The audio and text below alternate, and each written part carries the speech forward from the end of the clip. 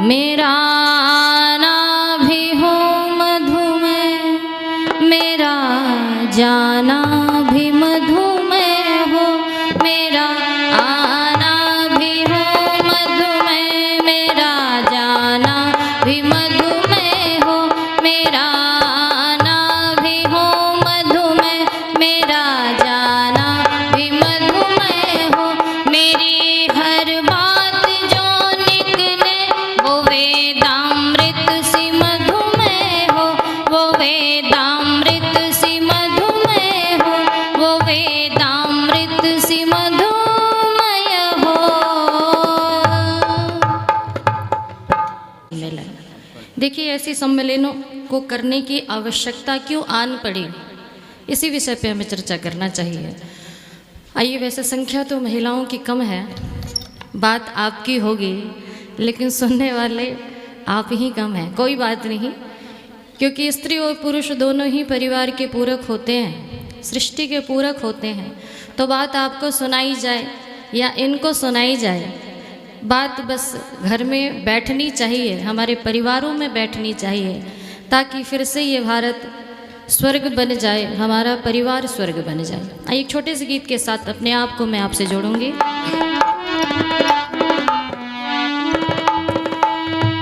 उम्र गुजर गई पल पल में, झूठ कपट और छल में।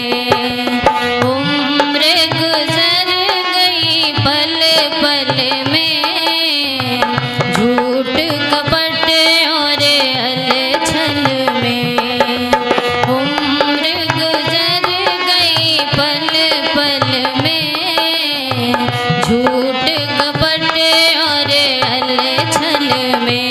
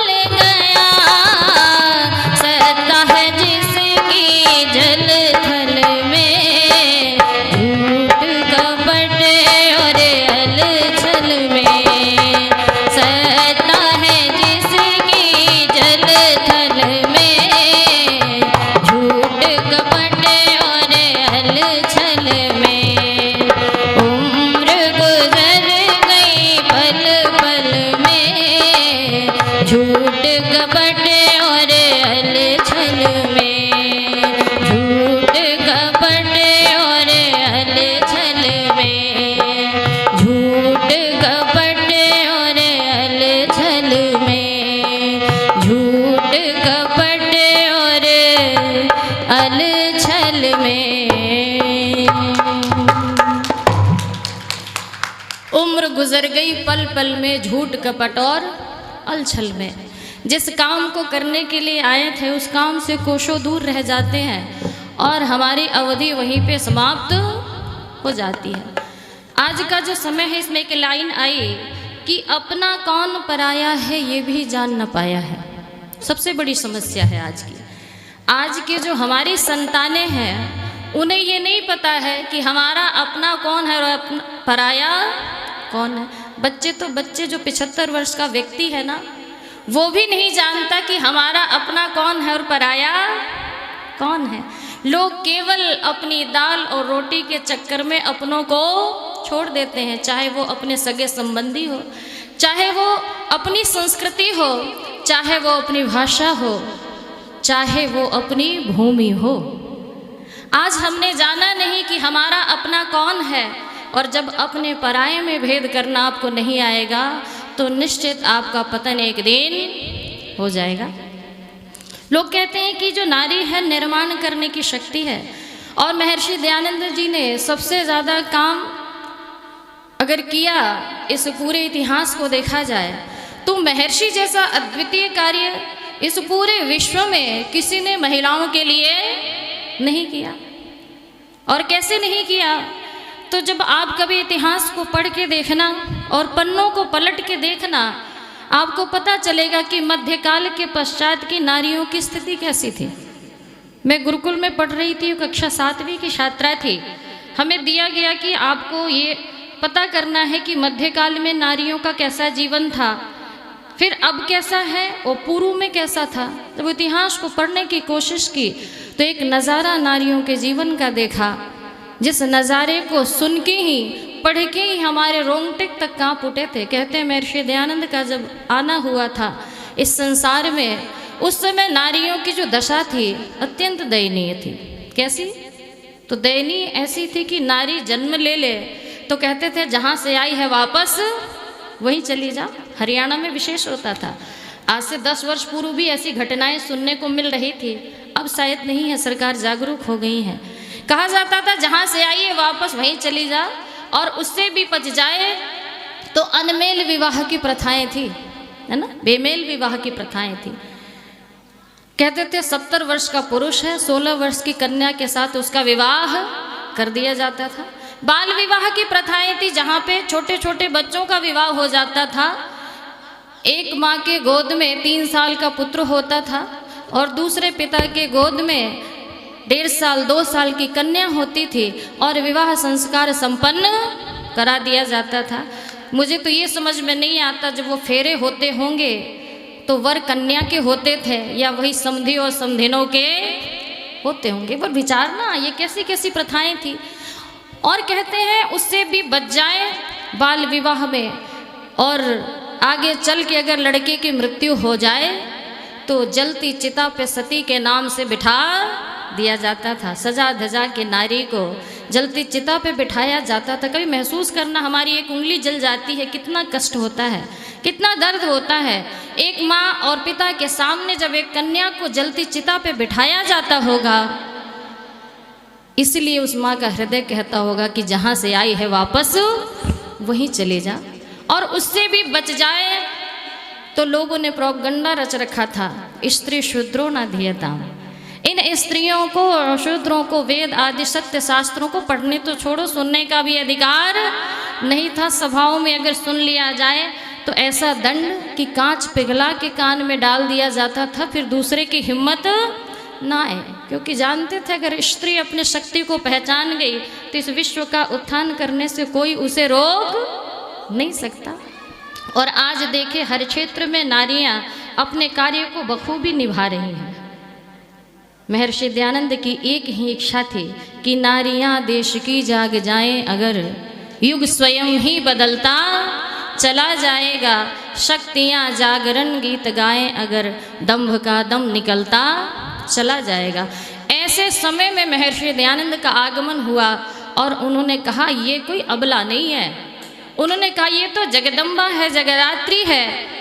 और महर्षि दयानंद ने वेद मंत्रों को वहाँ उद्धृत किया और कहते हैं साम्राज्य स्वसुरे भव, साम्राज्य स्वस्रवा भव, ननांदरी साम्राज्य भव, साम्राज्य अधिदेव ऋषु का ये तो साम्राज्य है। और रोज हम जब मंत्र पाठ करते हैं यज्ञ में, और आज भी मैंने देखा अंतिम मंत्र राष्ट्रीय मंत्र की आहुति दी जा रही थी, और क्या था, आ ब्रह्मण ब्राह्मणो ब्रह्मवर्चसी जायता। इस मंत्र को जब आप भावार्थ को पढ़ते हैं तो एक लाइन आती है कि आधार राष्ट्र की हो। सुनते हैं आप सभी, नारी सुभग सदा ही का राष्ट्र का